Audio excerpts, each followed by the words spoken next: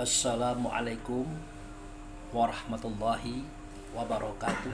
Waalaikumsalam warahmatullahi wabarakatuh. Alhamdulillah wa syukurillah lillahi ta'ala la rahmatillahi alaina aina fazal laili adarna fazal bait insyaallah rahmatullahu alaina wa ala nabil karim Muhammad sallallahu alaihi wasallam hayya salimu alaih Allahumma sholli ala sayyidina Muhammad wa ala ali sayyidina Muhammad amma ba'du ila hadratin Nabi Mustafa Muhammad sallallahu alaihi wasallam wa ala alihi min azwajihi wa zuriyatihi wa ashabihi wa halal baiti kiramil Fatihah. A'udzubillahi minasyaitonir rajim. Bismillahirrahmanirrahim. Alhamdulillahirabbil alamin. Rahmanirrahim maliki yaumiddin. Iyyaka na'budu wa iyyaka nasta'in. Ihdinas siratal mustaqim, siratal ladzina an'amta 'alaihim ghairil maghdubi 'alaihim waladdallin. Amin. Yang saya hormati Pak Charlie sebagai ahli rumah, bapak-bapak yang berhadir, semua kita insya Allah dicintai, dikasihi dan disayangi oleh Allah dan Rasulnya. Kita banyak bersyukur kepada Allah, dengan anugerahnya kita diberi kesehatan dan kekuatan, sehingga dengan itu kita dapat hadir dan datang di rumah kita ini dalam rangka kebaikan dan kebenaran, yaitu mengulangi kaji dan pemahaman yang sudah kita pelajari beberapa waktu yang lalu. Kemudian kehadapan ikutan kita Nabi Muhammad Rasulullah Sallallahu Alaihi Wasallam, kita telah menyatakan salawat, semoga salawat kita didengarkan, diterima oleh Allah dan digantikan syafaat, di mana pada waktu tidak ada pertolongan atau syafaat kecuali datang dari Allah melalui Rasulullah Sallallahu Alaihi Wasallam. Jadi pada malam hari ini kita mencoba untuk membahas masalah doa. Doa itu bahasa Arab. Kalau bahasa kitonya menyeru. Kalau menyeru, menyorakkan, memanggil, berarti masih jauh. Pak Charlie, masih jauh. Tapi kalau munajat, berbisik, itulah dekat. Jadi dalam masalah doa ini banyak kita lihat di dalam kajian-kajian syariat itu. Ya seperti itu. Ada tuntunan doa, bahkan ada doa yang berjamaah, imam yang baca doa, di belakangnya mengaminkan, tanpa dipelajari kembali bagaimana semestinya kita berdoa. Jadi kalau kita berdoa itu, Pak Bambang yang kita seru siapa itu? Allah ya. Karena kalimatnya doa berarti masih jauh. Semestinya munajat. Jadi segala sesuatu itu sebenarnya bisa kita deteksi, bisa kita ukur.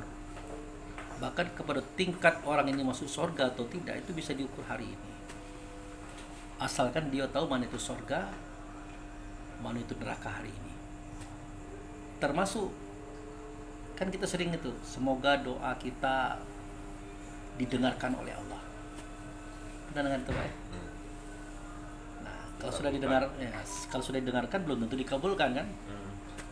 Nah, tapi kita tidak sadar bahwa doa kita itu akan didengar oleh Allah kalau kita sudah bisa mendengarkan suara kita sendiri. Itu. Seandainya kita ini sudah bisa mendengarkan suara kita sendiri, besar kemungkinan Allah akan mendengarkan doa kita. Tapi kebanyakan kita tidak mendengarkan suara kita sendiri. Makanya dalam ajaran-ajaran agama lain ada namanya samedi, atau ajaran agama lain kan, kalau bahasa gitu tafakur, tahanus, itu semacam betapa itu, Pak. Orang betapa itu kan duduk diam, tenang,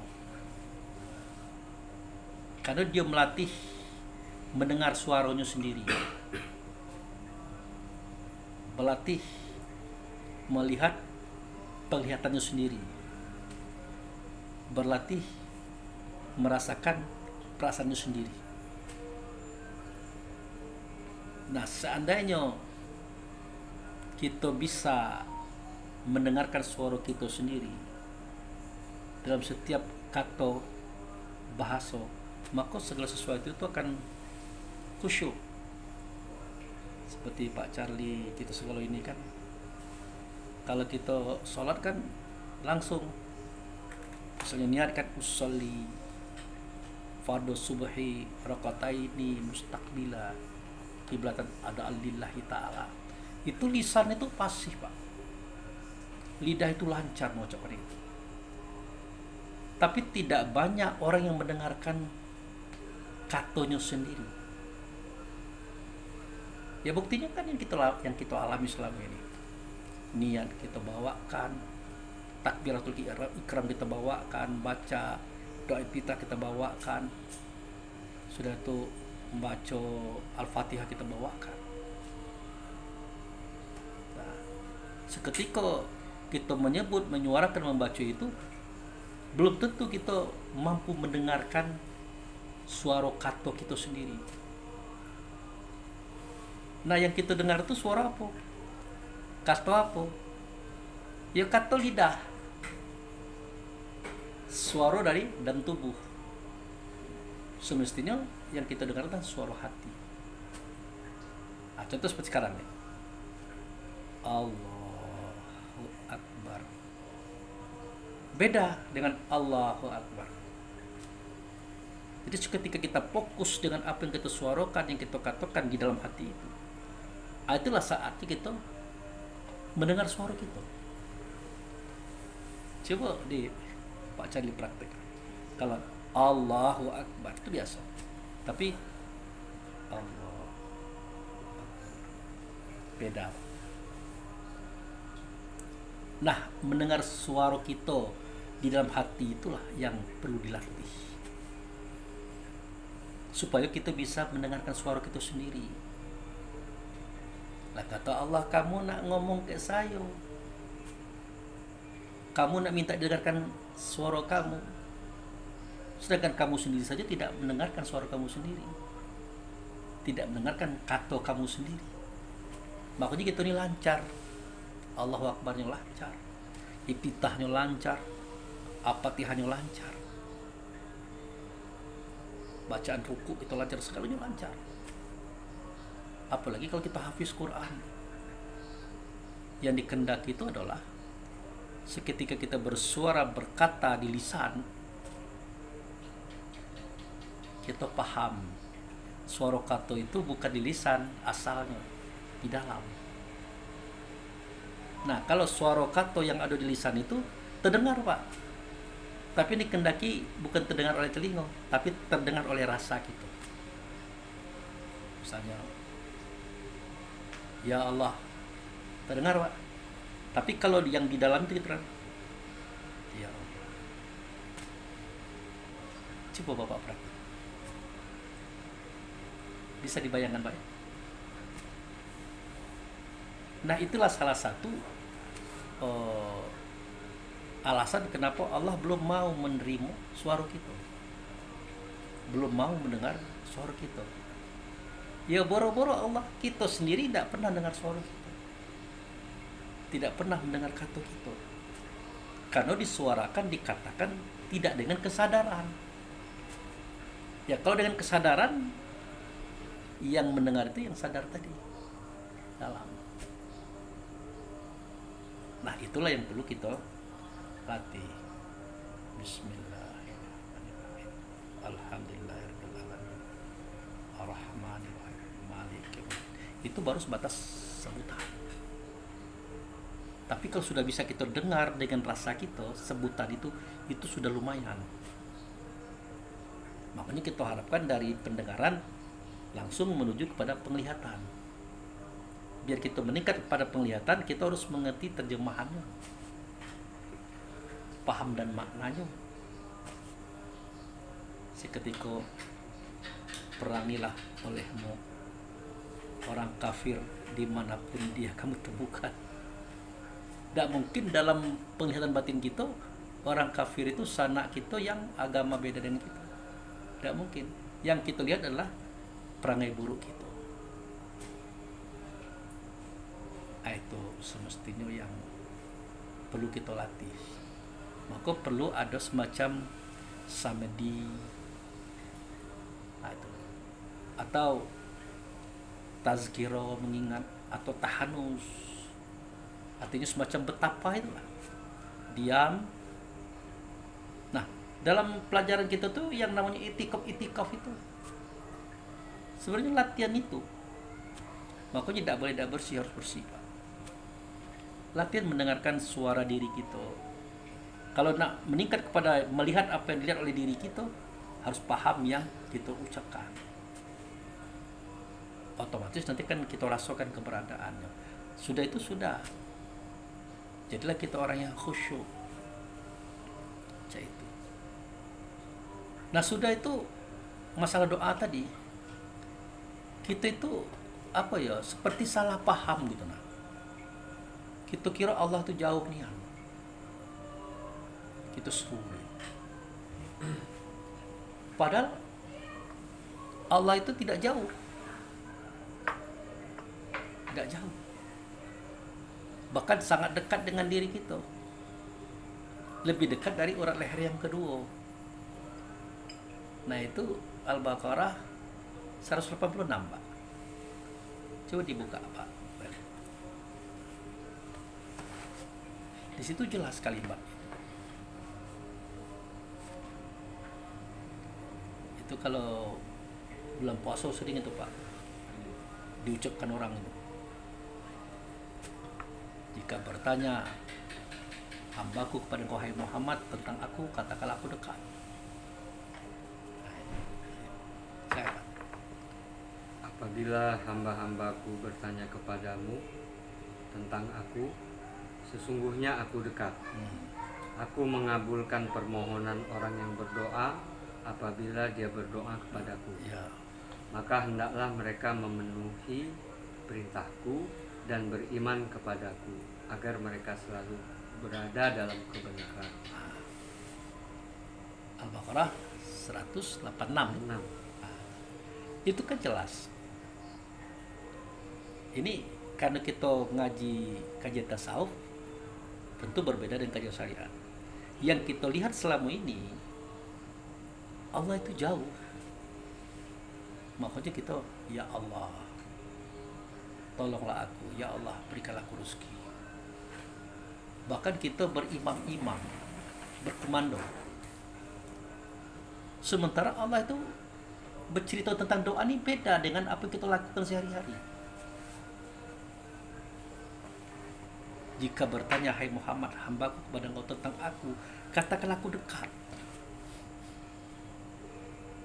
Allah tunjukkan aku tuh dekat. Jika dia berdoa, pasti kau perkenankan. Jadi kehendak Allah tuh kita berdoa kepada dia, kita menyadari dia tuh dekat. Jadi cak mana caranya? Ya itu tadi, dengan caranya kita mendengar suara kita sendiri, kata kita sendiri dengan lemah lembut. Sudah bisa terbayang, Pak? Ya Allah, ampuni dosa-dosaku karena selama ini. Dan memang tidak pacak kencang, tidak pacak keras, Pak. Pasti lembut. Tentu orang yang menonton video kita ini menuntut bagaimana Allah itu dekat dengan kita, seperti yang dia katakan pada surat Al-Baqarah 186. Lah kita kan pernah membuka cerita itu. Seketika kita bersuara, kita berkata, kita bergerak, tanpa tubuh tidak bisa. Pertanyaannya, siapa menciptakan tubuh? Ternyata Allah, bukan kita. Di poin ini kita tidak ada. Nah, seketika kita mendengar, kita melihat, mencium, merasa, berpikir, Kita kira itu kita. Ternyata menurut Allah beda. Surat As-Sajdah atau surat nomor 32 ayat 9, sumasawahu wa nafakha fihi miruhihi wa ja'ala lakum sam'a wal absara wal afidah qalilan ma tashkurun. Seketika sempurna batang tubuh itu dalam kandungan maknya, maka kusempurnakan tubuh itu dengan kutiupkan rohnya aku, bagian daripada aku, percikan aku. Ternyata roh aku, bagian aku, percikan akulah yang mendengar di telinga itu, yang melihat di mata itu, mencium dengan hidung itu, merasa di hati itu, berpikir di otak itu. Lagi-lagi kita tidak ada. Nah, itulah fakta dekatnya Allah dengan kita tuh. Karena bagian daripada Allah, yaitu ruhnya tadi, ya, percikan daripada keberadaan Allah itu memang ada di tubuh kita. Dia mendengar di telinga, melihat di mata, mencium di hidung, berkata di lidah, berpikir di otak, merasa di hati. Di sini kita tidak ada. Nah, seketika ditanyakan kepada Allah, sejak kapan ya Allah dan kapan aku bisa mengatakan aku ada? Nah, ini kan yang saya katakan tuh, waktu di umrah yang kedua saya tanya dengan Allah itu. Dia jawab, kamu ada seketika aku katakan ada, berdasarkan kuasa dan kehendakku. Ada kamu. Tapi yang penting kamu ketahui adalah pada batang tubuh yang satu itu ada 3 hak. Hak ketuhanan, jangan dipegang-pegang, walaupun tubuh itu yang bekerja. Hak hamba, nah di sini kamu. Di hak hamba ini ada kamu. Di bawah itu hak hewan, jin, iblis, setan. Makanya dulu pernah kita analogikan, kita contohkan. Pak Arif bangun tidur, kan? Langsung ke kamar mandi, buang air besar, buang air kecil, mandi, berwudu, keluar kamar mandi, tukar baju, sholat, sudah itu sarapan, ke kantor, ke kebun, ke pasar, cari duit. Nah, itu boleh kita katakan kita, Pak. Karena Allah tidak mungkin tidur. Allah tidak mungkin buang air besar, buang air kecil, tidak mungkin sholat, tidak mungkin cari duit. Itu boleh kita katakan diri kita. Nah, di ranah inilah kita berkata, ya Allah, ampunkanlah dosa-dosaku, maafkanlah aku, bukakanlah langkah-langkahku, rezekiku, macam-macam. Di ranah ini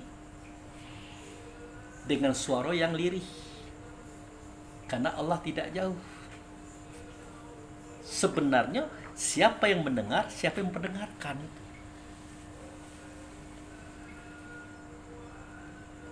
Bisa dipaham Pak Bambang? siapa yang mendengar dan siapa yang mendengarkan. Siapa yang berkata, siapa yang mengatakan. Mau ngomong itu juga bendanya itu. Maka tidak perlu kencang keluar. Akibat kita kencang keluar, kita hilang kesadaran. Nah itu. Tapi ketika kita kaji mendalam, apa yang kita minta itu sebenarnya tidak perlu kita minta juga. Karena sebelum kita dilahirkan oleh Allah, dalam artian ya, sebelum dia meniupkan rohnya dia ke dalam tubuh ini, tidak mungkin Allah itu main-main. Dia sudah mempersiapkan untuk kita segala sesuatu sebagai hamba. Makanya itu Pak Charlie, itu surat 11 tadi ya, surat 11 ayat 6 Baca Bapak. ya. Nah, itu dia. Bismillahirrahmanirrahim. Wa ma min dabbatin fil ardi illa 'ala Allahi rizquha wa ya'lamu mustaqarraha wa mustawda'aha. Kullun fi kitabin mubin. tidak satupun hewan yang bergerak di atas bumi melainkan dijamin rezekinya oleh Allah. Dia mengetahui tempat kediamannya dan tempat penyimpanannya. Semua tertulis dalam kitab yang nyata dalam kurung Lauhul Mahfuz. Menurut sebagian musafir, yang dimaksud dengan tempat kediaman adalah dunia dan tempat penyimpanan adalah akhirat. Menurut musafir lain, maksud tempat kediaman adalah rahim dan tempat penyimpanan adalah tulang sulbi. Ini yang ngomong ini Allah ini. Tidak satu pun. Arti tidak satu pun, arti segalanya. Sudah ada rezekinya. Dalam bentuk pernapasan, air minum, makan, pakaian, rumah, kendaraan itu. Sesuai dengan peranan kita masing-masing. Pertanyaannya apa perlu diminta? Sama dengan Pak Wel kemarin jadi bos kita. Berempat nih bos kita tuh Pak Wel. Gaji kita sebulan tuh 10 juta. Diberikan oleh beliau setiap tanggal 1. Tanggal 5 apa kata Parip? Jangan lupa Pak Wel gaji saya. Ngomong perlu Pak Charlie, yo gaji saya juga. Besok tanggal 7 lah ngomong itu lagi. Apa namanya itu? Lah kata Pak Wel sudah jelas. Dari kamu gaji kecil, pangkat kecil sampai sekarang. Tanggal 1 itulah pembagian dan tidak pernah tidak aku bagikan. Bahkan ada bonus-bonus. Kok terus-terus minta nih, cak mana ceritanya nih? Udah dikasih tahu cak itu, wabi ayyihalahi rabbikum tukaziban sampai 31 kali disebut. Masih juga ngomong itu.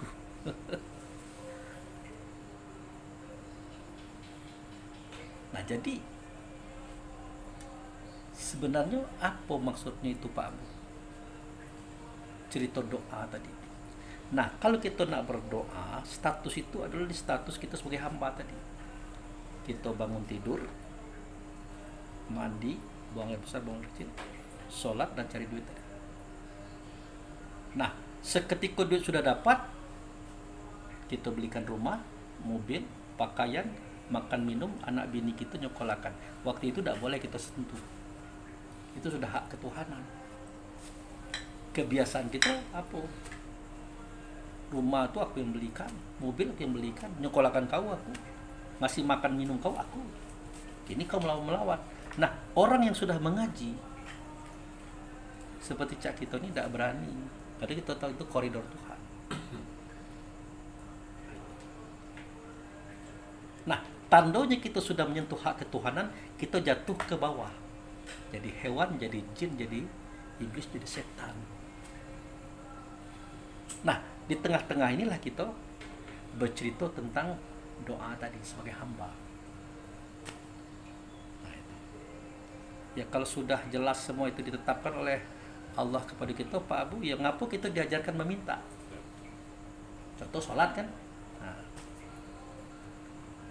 seperti kata kita kemarin, itu sebenarnya adalah caranya Allah bergurau dengan kita.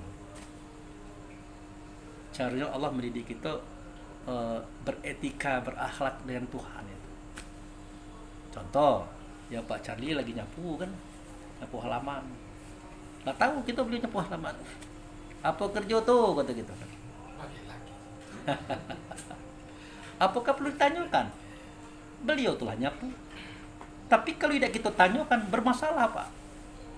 Ngapa Pak Wel lewat-lewat baik? Tidak kenal baik awak kawan. Aceh itu antara kita dengan Allah. Kita diajarkannya meminta. Bahkan kita disuruh minta tolong. Cak dia tidak pernah nolong kita baik. Berikanlah aku rezeki ya Allah. Lah dikasih tahu dengan dia, tak satu pun. Arti galau-galonya. Aku berikan rezeki. Nah, disinilah harus kita pahami sejatinya kalau kita ingin berbicara dengan Allah, tidak perlu kita bersuara keras. Karena itu akan menghilangkan kesadaran kita, Pak. Cobalah Pak praktekkan. Akan menghilangkan kesadaran kita. Jadi bagaimana caranya berlemah lembut, suara itu larinya ke dalam. Kita dengarkan suara kita sendiri. Ya Allah, bangsaku. Timbul kekhusyukan. Karena Allah itu tidak jauh tapi dekat. Makanya judulnya bukan doa tapi munajat. Nah, gitu. Nah, dari situlah kita simpulkan bahwa sebaiknya kita itu tidak memperbanyak doa, tidak memperbanyak minta. Yang kita banyakkan itu adalah syukur, berterima kasih. Itu yang penting kita perbanyak. Kalau minta ini diminta dan diminta kedapat pula. Dan kita digerakkan oleh Allah kepada bakat-bakat kita, kepada keahlian-keahlian kita sudah ditetapkan. Makanya kalau orang itu cuma ahlinya petani, disuruh dagang tidak bisa, Pak. Kalau itu pegawai disuruh dia petani tidak bisa. Semua itu bukan karena mereka tidak mau, karena stilnya daripada Allah itu seperti itu, untuk mendapatkan rezeki yang sudah dijanjikan itu. Oh itu Pak Arif tuh kayo rayo karena dia rajin kerja, manajemennya bagus, tatanya luar biasa dan dia hemat. Tidak, Pak Arif tuh dari sononya sudah jadi orang kaya. Lah hadir ke dunia itu merealisasikan apa yang sudah tertulis sebelumnya. Tapi kan kita tidak tahu kita jadi orang kaya atau tidak. Makanya tetap bekerja dan bekerja. Siapa tahu bukan. Sama dengan saya beli obat yang orang rumah belikan itu di Palembang. Dikasih kupon, Pak. Berapa itu? 9-18 kupon. Nah, kalau saya tidak beli obat itu dan tidak dapat kupon, waktu orang ngundi, tidak mungkin saya dapat HP, Pak. Kan gitu. Ternyata saya beli obat dan dapat 18 kupon, tidak dapat juga. Kenapa tidak dapat? Memang saya tidak dapat. Jadi cerita kita iya dan tidak itu setelah kita melakukan uji coba. Biar dapat hadiah, ya kita harus punya kupon dulu. Jangan kita tidak punya kupon, kita sudahlah, tidak usahlah pakai kupon. Karena takdir saya dapat hadiah. Itu tidak benar keyakinan itu. Yang benar itu kita harus beli obat, dapat kuponnya, kita masuk diundi. Nah setelah diundi tidak dapat, berarti benarlah kita tidak dapat. Dan kita pun tidak kecewa. Tidak dapat. Dari sono dunia tidak dapat. Tapi kalau tidak pakai kupon, tidak kedapat saya itu. Dari sononya. Tidak begitu bahasanya. Bisa dipahami Pak Bang? Ya, kalau lah kerja kita tidak jadi, tidak dapat, berarti memang tidak dapat. Sudah, tidak ada sesal di situ, tidak ada sedih di situ. Kawan nak kayo kita syukuri, alhamdulillah kawan saya kayo. Kalau naik mobil saya bisa numpang, tidak perlu kita iri dengki. Nah itu. Kadang-kadang nengok kawan jual bakso maju, kita jual bakso. Giliran kawan maju, giliran kita hancur. Nah tapi setidak-tidaknya kita mencoba. Setelah hancur tidak usah banyak cerita. Biasa-biasa. Memang tidak di situ. Nah, gitu Pak maksudnya Pak. Jadi pengertian Pak Bambang Pak Arif tadi kayo di situ. Setelah kita lihat realisasinya nih. Oh, Pak Arif itu kayo. Karena dia rajin, hemat, manajemennya bagus. Sebenarnya bukan gara-gara itu, cuma dia kayo di situ. Cak kita kan mungkin senasib dengan Pak Arif, tapi belum tahu juga, coba dulu. Setelah kita coba Cak Pak Arif, tidak kayo gitu. Memang tidak kayo. Gitu Pak. Jadi pada malam hari ini kita mencoba untuk bukan banyak minta, karena kita lah tahu Pak, tak satu pun kebutuhan kita ini semua sudah disiapkan. Buktinya kita setiap hari itu berusaha dan bekerja untuk mendapatkan kebutuhan itu. Tapi selalu saja apa yang kita cari, yang kita usahakan, kadang dapat, kadang tidak. Pertanyaannya kenapa tidak dapat? Karena kehendak Allah dan kehendak kita beda. Itu Pak. Kalau kehendak kita dan kehendak Allah sama, dapat Pak. Nah disitulah hilang. Karena dia hemat, karena dia hilang. Banyak orang itu manajemennya bagus, usahanya bagus, tapi kehendak Allah belum sama dengan kehendak dia, tidak dapat.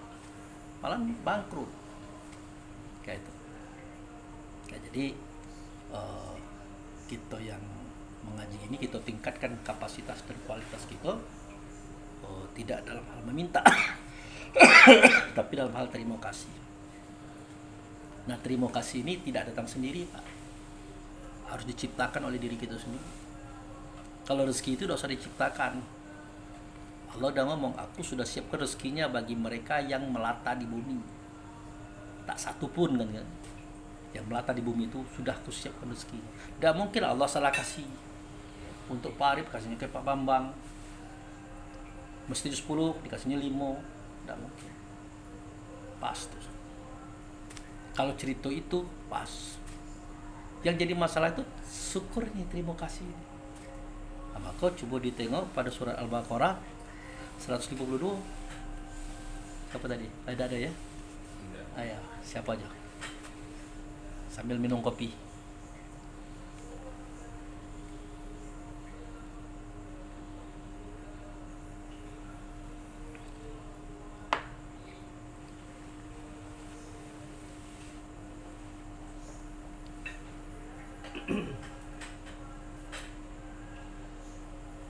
Bismillahirrahmanirrahim. Fadhkuruni alkurkum washkuruni wala takfurun. Maka ingatlah kepadaku, aku pun akan ingat kepadamu. Bersyukurlah kepadaku, dan janganlah kamu ingkar kepadaku. Nah, jadi orang-orang yang bisa bersyukur itu jelas orang-orang yang sudah bisa mengingat Allah, Pak. Kalau dia belum bisa mengingat Allah, dia tidak mungkin bisa bersyukur, pasti kufur lah. Nah, di kita ini lain lagi. Mengingat Allah itu kita artikan menyebut subhanallah, walhamdulillah, wala ilaha illallah, wallahu akbar, la haula wala quwata illa billah. Kan itu, Pak. Apa itu, Pak? Itu zikir. Bahasa Indonesianya apa itu, Pak? Itu mengingat Allah. Bukan. Ya mengingat, dia mengingat, menyebut, dia menyebut. Harus jelas. Nah, pertanyaannya, bagaimana kita bisa mengingat yang tidak berbentuk, tidak berupa, tidak bersuara, tidak berkata, tidak sama dengan segala sesuatunya? Cak mana caranya? Cak mana, Pak Bambang? Berbentuk, berupa lah tidak, bersuara, berkata lah tidak. Disuruh ingat, cak mana itu? Ini yang hasilnya wae. Bapak bisa mengingat kalau Bapak bisa lihat kan? Kalau Bapak bisa dengar, kalau Bapak bisa rasakan, teringatlah. Aku dengar cak ini, aku lihat cak ini, aku rasakan cak ini. Lah barang ini tidak berbentuk, tidak berupa, tidak bersuara, tidak berkata, tidak sama sesuatu. Akhirnya kita terkesan putus asa. Kita artikanlah mengingat itulah menyebut subhanallah, alhamdulillah, wala ilaha illallah, wallahu akbar, la haula wala quwata illa billah. Padahal yang diingat itu tidak jauh. Itu tadi Pak Wel, surat 7 ayat berapa tadi? 205. Nah.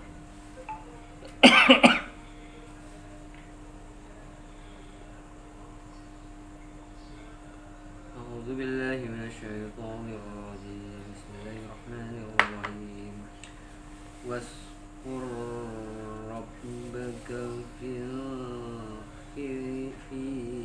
nafsika tadarruan wa khifatan wa dunal jahri minal qawli bil minal qawli bil wal asali wa la takun minal ghafilin.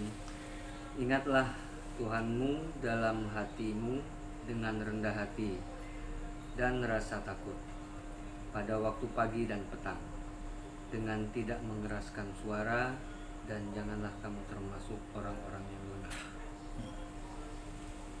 Jadi ingatlah Tuhanmu di dalam hatimu.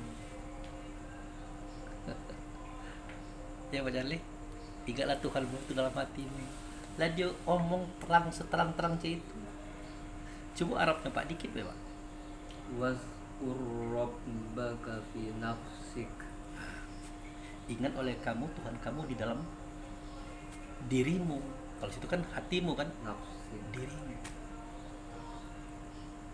Berarti dia menunjukkan yang dimaksud itu apa itu? Yang di dalam hati. Siapa dia? Itulah ruh Allah, bagi daripada Allah, percikan daripada Allah. Berarti tidak jauh kan? Nah itu. Nah, sudah itu bisa ditangkap. Tidak juga bisa kan Pak? Selama kita tidak bisa menangkap kisah itu, cerita itu, tidak bisa kita ingat. Maka Allah memberikan kita suatu pukulan yang mengerikan. Ini yang bunyinya 19. Coba Pak, tengok surat Al-Hasyr ayat 19 Pak.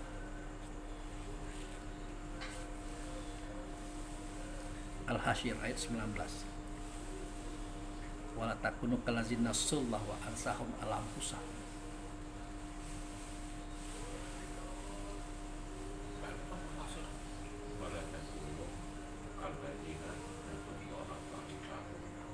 Itu baik. Ya.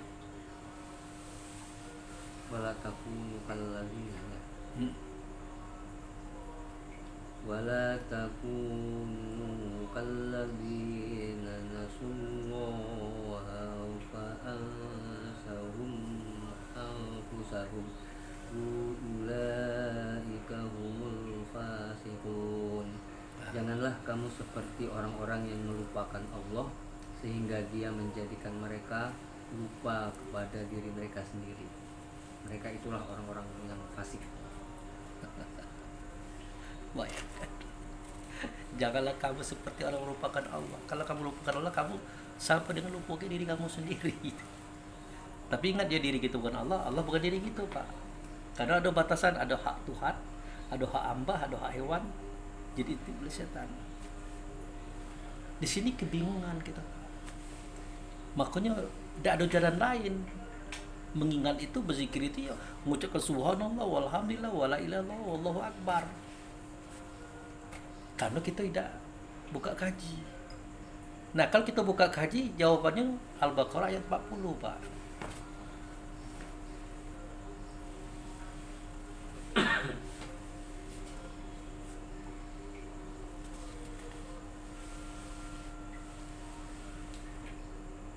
Ya bani Israil al-quru ni'mati allati an'amtu alaikum wa awfu bi'ahdi ufi bi'ahdikum wa iyaya qarhabun.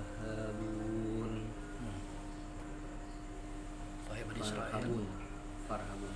Wahai Bani Israel, ingatlah nikmatku yang telah aku berikan kepadamu dan penuhilah janjimu kepadaku. Niscaya aku penuhi janjiku kepadamu. Hanya kepadaku hendaknya kamu takut. Nah, jadi mengingat Allah tidak baca. Ya. Tapi kita diancam, kalau dengan Allah kita akan lupa dengan diri kita. Lah ditunjukkan di dalam dirimu. Kalau kita tidak ngaji malam ini, kebingungan kita Pak, kehilangan kompas. Ternyata kata Allah melalui Rasul, kata Rasul melalui Nabi Muhammad, yang diingat itu bukan Allah, tapi ruh Allah, bagian daripada Allah, percikan Allah yang ada dalam diri kita. Itulah dia nikmat. Itu ayat tadi. Nikmat itu adalah rasa. Rasa itulah diri kita sebenarnya, diri itu dah dia ruh. Ruh siapa? Bukan ruh kita, ruh Allah tadi. Ingat dia tuh. Apa yang kita ingat? Pertama, dia adalah roh Allah. Ingat itu. Kan? Yang kedua, dia adalah tubuh kita. Tepatnya di hati. Ingat itu. Yang ketiga, dia suci. Ingat itu. Yang keempat, dia dikatakan oleh Allah diri kita juga. Tetapi dalam sisi hamba. Contohnya, kita tidur. Nah, itu kita ke kamar mandi, buang air besar, buang air kecil. Kita sholat, kita makan minum, kita bekerja cari duit. Tapi pas dapat duit, tidak lagi gitu itu. Itu Ar-Razzaq, sang pemberi rezeki, itulah hak dia. Ingat itu. Nah, bagaimana cara kita mengingatnya biar kita tidak lupa-lupa? Itulah yang diucapkan sudah sholat itu, Pak. Subhanallah, walhamdulillah, wala ilaha illallah, wallahu akbar, la haula wala quwata illa billah. Di kita pacak menyebutkan ini, tapi tidak tahu usulnya dari mana dan siapa sih yang sebutkan itu. Nah, itu. Seketika kita mengatakan subhanallah. Apa artinya, Pak? Maha suci Allah. Perlu kita sebutkan itu? Sebenarnya tidak perlu juga. Yang penting kita pahami. Apa faktanya, realnya, actionnya? Ya jangan dikotori yang di sini tadi. Jangan disuruh dia iri, dengki, hasad, fitnah, jangan. Ini subhanallah kita kencangkan subhanallah, subhanallah, tapi kita iri, dengki laju juga. Ngicu laju juga. Hancurlah dia dalam ini kotor. Ingat itu, kata dia. Itu adalah ruhku, bagian daripada aku, percikan aku ada dalam dirimu. Dan dia suci. Jangan dikotori. Jadi ketika mengucapkan subhanallah, subhanallah, sucilah Allah, suci Allah. Perlu itu? Tidak perlu juga. Tanpa kita sebut dia sudah suci. Tetapi yang datang daripada dia ada di dalam dada kita. Itu yang perlu disucikan, dibersihkan. Dengan cara apa? Tidak melakukan kekeliruan, tidak melakukan kesalahan, apalagi sengaja. Itu cara. Makanya orang-orang yang mengerti tentang ini tidak mungkin dia itu mengucapkan subhanallah kalau dia masih iri, dengki, hasud, fitnah, mengambil hak orang, macam-macam. Karena pengertian subhanallah itu artinya sucikanlah yang ianya ada di aku dan datang dari aku, di dalam dirimu dia. Itu yang disucikan. Kalau aku tidak usah disucikan, aku memang suci. Kamu udah ngomong itu aku jauh-jauh hari sudah suci. Kamu sucikan yang dalam diri itu, yang bagianku tadi, ruhnya aku tadi. Sudah tahu lagi? Alhamdulillah. Segala puji bagi Allah. Tak usah dipuji. Aku tidak pernah jelek, tidak pernah buruk. Untuk apa puji-puji aku? Tapi pujikanlah dia yang datang daripada aku. Dia adalah rohku, bagianku, percikanku. Pujikan dia. Artinya lakukan sesuatu sehingga diri kita bisa memuji diri kita, keluarga kita bisa memuji kita, dan orang pun mengatakan kita memang bagus, kita memang baik. Mungkin kalau kita contoh ke saat ini, mungkin semacam Deddy Mulyadi lah gitu, nah. Terus karena contoh aja. Walaupun Deddy Mulyadi itu orang juga, manusia juga, tapi untuk yang lain dia mungkin unggul untuk saat ini. Jadi dipuji-puji. Bukan sebaliknya. Dihujat-hujat, dicaci-caci, diributi. Nah itu. Ya pujikan. Nah, itu. Yang ketiga, subhanallah, walhamdulillah, wala ilaha illallah. Tidak ada Tuhan selain Allah. Allahu Akbar. Subhanallah, alhamdulillah, wa la ilaha illallah. Allahu Akbar. Mobil. Jadi ya tidak usah dikatakan itu. Memang tidak ada Tuhan kecuali aku. Tidak usah kamu ngomong itu. Yang aku harapkan kamu jangan jadi Tuhan pula. Nah, kamu ngomong la ilaha illallah, la ilaha illallah, tapi kamu jadi Tuhan pula. Nah, cak mana wujudnya tuh? Segala-galanya saya. Nah, itu saya katakan tadi. Seketika dapat duit, nah itu Pak. Kita beli rumah, mobil, pakaian, makan minum, nyekolahkan anak. Jangan kita klaim punya kita itu.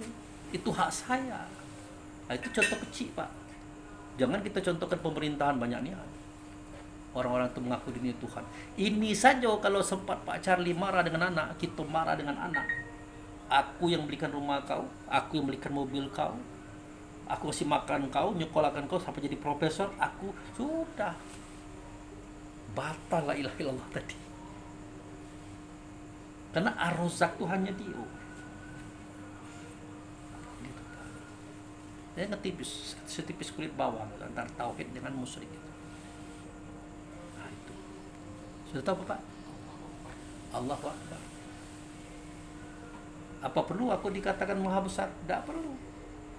Tapi kamu sadari yang besar itu adalah kebesaranku. Ada dalam diri kamu. Nah itulah dia. Kamu itu sendiri. Ruhnya aku tadi. Bagian pada aku tadi. Percikan aku tadi. Itulah kebesaranku. Kalau dia tidak ada di tubuhmu itu. Kalau ayam sekilo di pasar minggu atau di panorama 50.000 sekilo Pak. Minta 1 on, pasti orang minta 55.000 kan. Nggak mau dia dikurangi Pak. Sebegitu mahal harga ayam mati, ayam potong. Kalau gedut-gedut Cak Pak Charlie, Cak Pak Abu ini 200 kilo misalnya Pak. Masih laku kalau sekarang Pak. Orang rumah masih nerimo, anak masih nerimo, Pak Charlie itu juga. Jangan-jangan orang luar rumah masih nerimo gitu kan. Ya Pak Charlie. Jangan-jangan. Tapi kalau kebesaran Allah itu sudah tidak ada lagi, siapa? Ruh tadi sudah tidak ada lagi. Tidak ada, tidak gitu. Bini dan tidak kayak gitu, anak dan tidak kayak gitu, kawan-kawan apa lagi? Bini mondar-mandir, dia kemana Bu? Mondar-mandir, nak nyari Pak Imam. Ah, itu dia Pak Imam. Tolong Pak Imam cepatlah mandikan. Kapan nih sholat? Antara ke kuburan. Diusir gitu Pak. Jadi benarlah itu kebesaran Allah itu adalah roh itu. Nah, itu tadi.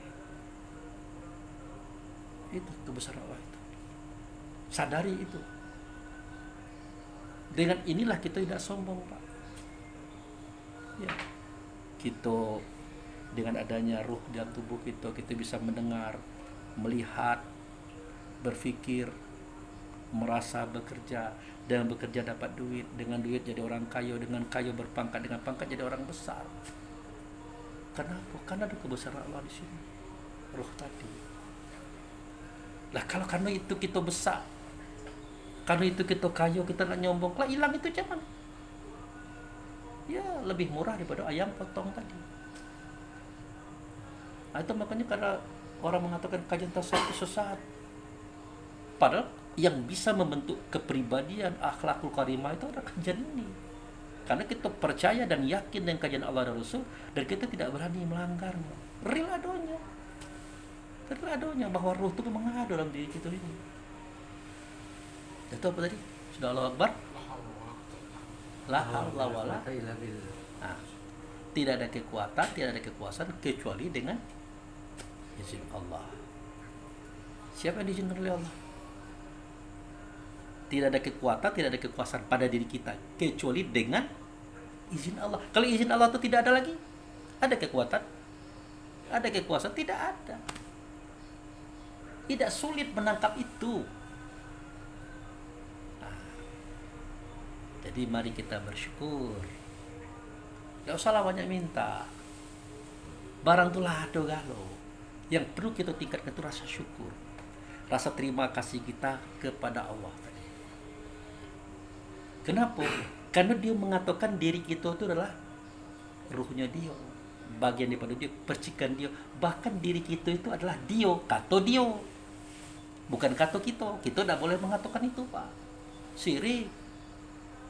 Pernah dengar Rama wama ramaita isramaita, wallahi kenalah Rama, bukan kamu yang melempar saya ketika kamu melempar, tapi itu aku. Udah jelas kita yang melempar, tapi dia mengatakan itu dia. Ya tidak apa-apa, silakan. Sedak dia lah ngomongan kita udah dia. Jangan pula kita mengatakan kita dia. Tapi secara struktural, secara formulasi memang suara kata perbuatan kita ini tidak ada, kecuali suara dia juga, kata dia juga. Karena yang bersuara berkata itu adalah ruhnya dia. Lagi-lagi hilang lagi gitu Pak, hilang lagi gitu. Nah gitu. Masuk Pak Bambang. Tidak apa-apa, ini kan hiburan kerohanian. Kelak kita bedah lagi lah cerita ini. kata Pak Cali, aku bau. Tidak apa-apa. Nabi Muhammad tuh itulah. Sahabat-sahabat tuh. Tapi anehnya sahabat dengan tuh. Kenapa? Tegang gitu mikirkan. Nah, nanti kan disimpulkan cerita itu. Jadi kita bersyukur kepada Allah. Pernah dengar kalimat itu Pak? Marilah kita bersyukur kepada Allah.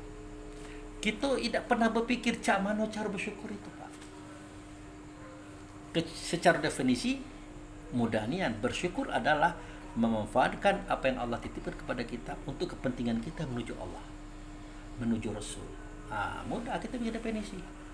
Tapi bagaimana prakteknya itu?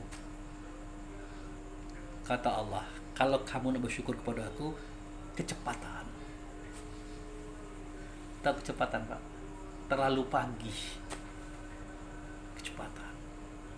Sebelum kamu bersyukur kepada aku, bersyukurlah kepada Rasulku. Nah itu dia.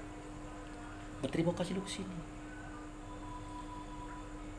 Nah sementara kita tidak tahu Rasul itu yang mana, Nabi yang mana. Nah itu dia. Kacau lagi. Allah gaib, Rasul gaib. Biar Rasul nyata maka diberi tubuh. Nah tubuh itu Nabi. Jadi sebelum bersyukur kepada Allah, bersyukurlah kepada Rasul. Sebelum bersyukur kepada Rasul, bersyukur kepada Nabi yang dia berdarah-darah dilempar orang demi untuk pengetahuan nih sampai ke kita. Iya kan Pak? Benarkan dia dilempar orang berdarah-darah? Berterima kasih dulu kita ke dia. Tapi sebelum berterima kasih ke dia, berterima kasihlah kepada ayah bunda kita. Kenapa? Allah dan Rasul tidak melahirkan kita kecuali para ayah bunda kita. Ayah itu tangan kanan, bunda itu tangan kirinya Allah. Nah di kita kan tidak itu.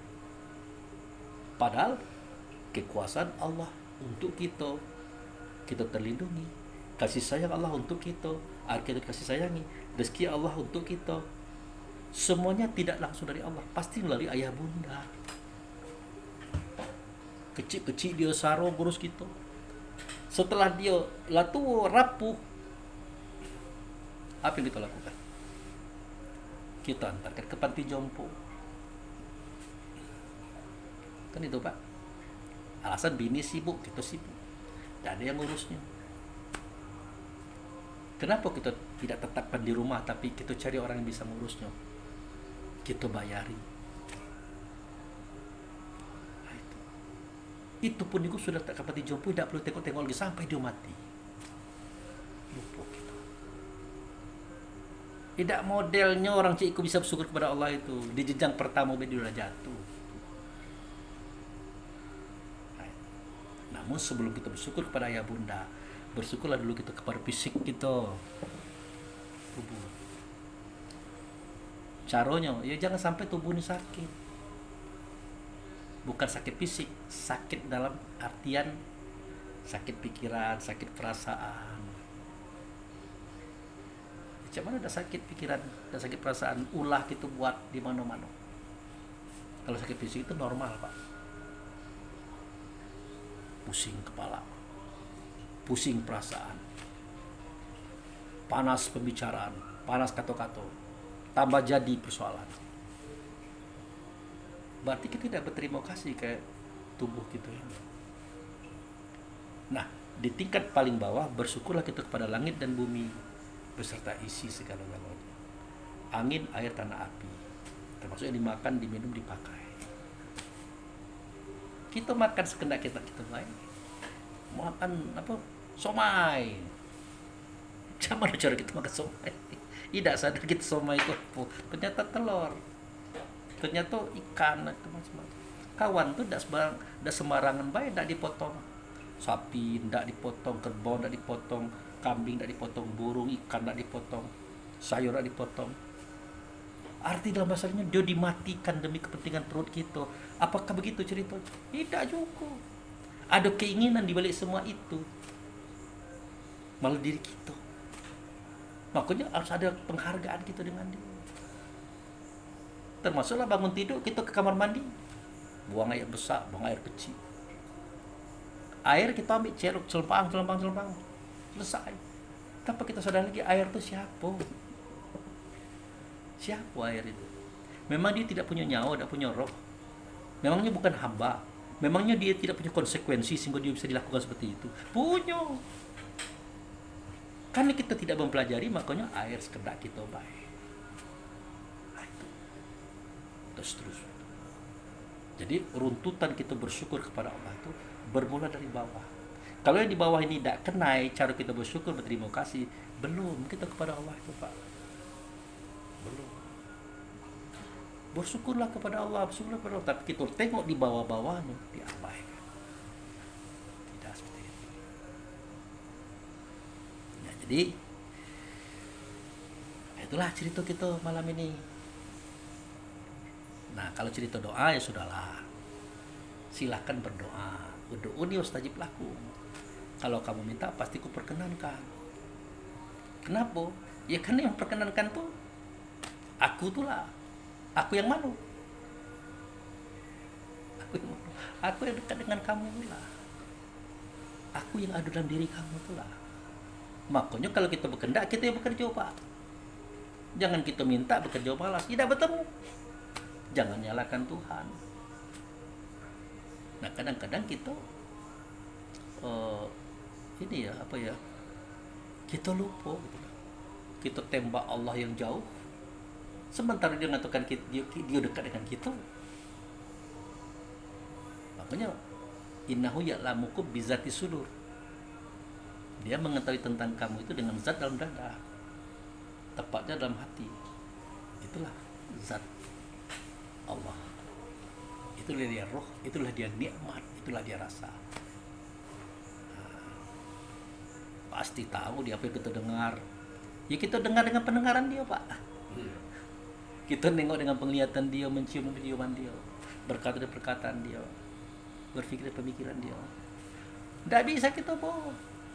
Bagaimana mungkin? Nah, inilah puncak-puncak kajian agama itu, Pak. Dalam bentuk teori-teori itu, Pak. Tapi sudah bisa untuk menata kepribadian kita.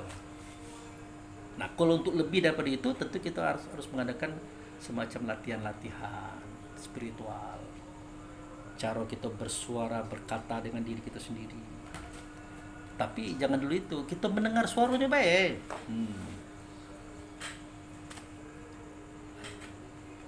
Jadi kebanyakan orang-orang ini mendustakan ayat.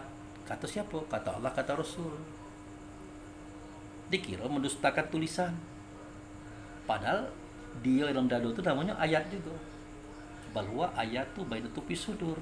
Sesungguhnya kitab Al Quran itu ada dalam dada kamu.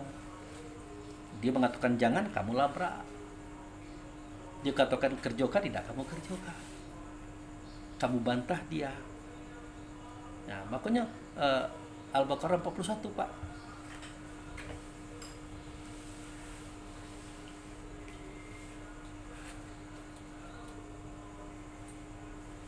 Guyur minum, Pak.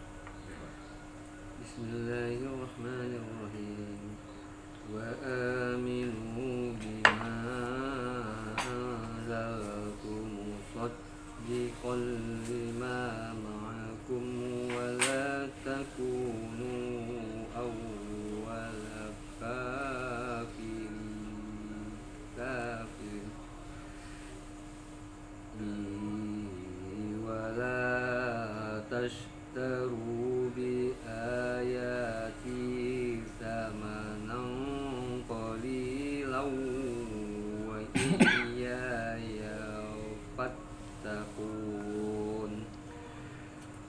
berimanlah kamu kepada apa yang telah aku turunkan sebagai pembenar bagi apa yang ada pada kamu. Dan janganlah kamu menjadi orang yang pertama kafir kepadanya. Janganlah kamu menukarkan ayat-ayatku dengan harga murah, dan bertakwalah hanya kepadaku. Nah, jadi wa aminu bima zaltu musaddiqal lima ma'akum. Nah, pertama kali ingat dia. Kita kan ingat Allah tuh, pengen ingat Allah. Kata Allah, ada apa cak kamu ingat saya? Yang kamu ingat itulah nikmatku, rasa dalam dirimu. Ingat.